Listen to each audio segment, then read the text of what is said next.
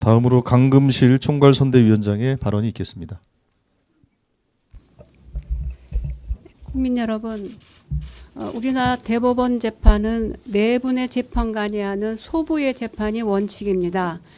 이 사건도 이재명 후보에 대한 대법원 판결도 제2부 소부에 배당됐는데 대법원장이 직접 재판을 하기 위해서 전원합의체로 회부했습니다. 그러지 않고는 본인이 재판할 방법이 없기 때문입니다. 문제는 전원합의체 판결은 내규에 합의 기일 전 10일 전에 합의를 위한 기일에 10일의 여유를 반드시 두게 돼 있습니다. 근데 그거를 지금 깡그리 무시하고 이틀 만에 그 즉시 합의하고 9일 만에 선고를 했습니다. 이것은 법관의 양심을 정치에 양도했다고 볼 수밖에 없는 매우 위험한 대법원장 스스로 의한 사법부의 독립과 법관의 양심을 침해하는 매우 중대한 위헌행위라고 하지 않을 수가 없습니다. 지금 내란 수계가 길거리를 활보하고 그의 탄핵을 반대하던 총리와 장관이 출마하지 않았습니까?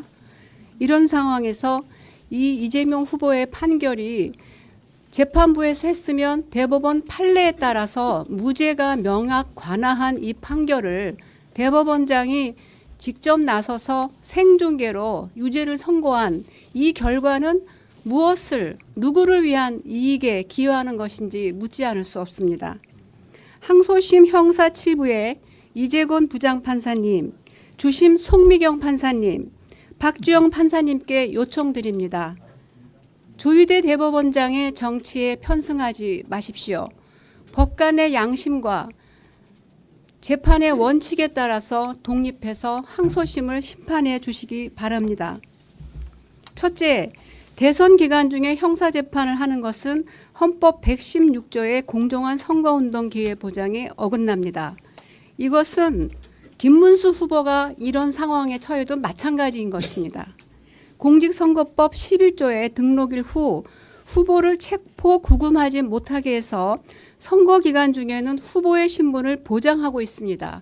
이것도 선거 기간 중에는 사법을 자제하라는 취지입니다. 국민들의 주권 행사에 직접적으로 영향을 줘서 선거권을 방해할 우려가 있고 후보도 무죄 추정의 원칙이 부정당하고 피선거권의 중대한 침해를 받는 것이라 아니할 수 없습니다. 둘째, 항소심 재판은 상당히 많은 심리가 이루어져야만 합니다. 대법원에서 국회 증언 감정에 관한 법률과 이 관계를 검토하지 않았습니다. 국회의 증인 감정에 관한 법률은 허위 사실에 대한 위증죄를 처벌하고 있고요. 구조에는 국회에서 증인으로 조사받은 사람은 증인 감정에 관한 법률 외에 그 증언 감정 진술로 인해서 어떠한 불이익한 처분도 받지 아니한다고 되어 있습니다. 법리적 해석에 의하면 이 후보에게는 증인 감정에 관한 법률을 적용하는 것이 원칙이고 이 법 외에 공직선거법의 허위사실 공표죄를 적용해서 피선거권 박탈이라는 막중한 결과를 초래하는 것은 법에 명백하게 위반하는 것입니다. 이 부분에 대해서 이 후보 측은 상당히 많은 논쟁과 조사와 재판을 해야 하는 상황입니다. 대법원에서 이 판단을 간과했습니다. 셋째, 피고인에게 충분한 방어권 보장과 대법원이 다루지 않는 법리를 충분히 심리해야 합니다. 기일 지정과 재판 진행은 항소심 재판부가 독립해서 판단할 문제고 파기환송 취지에 따른다 해도 이 후보의 방어권과 피선거권 여부에 영향을 미치는 중대한 양형 판정이 남아 있습니다. 양형이 어떻게 되느냐에 따라서 대통령 후보의 내란 종식 제1야당 후보의 피선거권이 왔다 갔다 하는 매우 중차대한 결과가 초래됩니다. 이 양형 조사는 이루어지지 않았습니다. 항소심에서 충분한 심리와 재판이 이루어져야 합니다.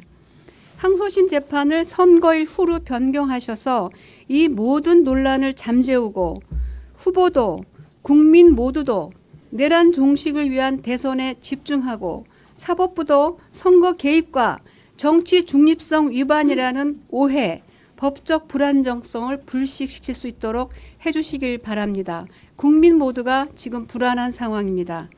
대법원장이 법정 불변 기간도 지키지 않는 거 아니냐 하는 우려가 의구심과 논란이 전 국민적으로 증폭되고 있습니다. 법원은 책임감을 가지고 이 논란을 잠재우고 그 재판기일을 선거기일 이후로 모두 중단하셔서 법정 안정성을 회복해 주시기를 바랍니다. 새 판사님은 대법원장의 정치에 편승하거나 휘둘리지 마시고 죄를 나눠 갖지 마십시오. 법관의 양심과 재판의 원칙에 따라서 독립해서 항소심 재판의 기일 지정과 심리 조사 문제를 신중히 결정해 주시기를 다시 한번 간곡히 부탁드립니다. 감사합니다. 예, 감사합니다.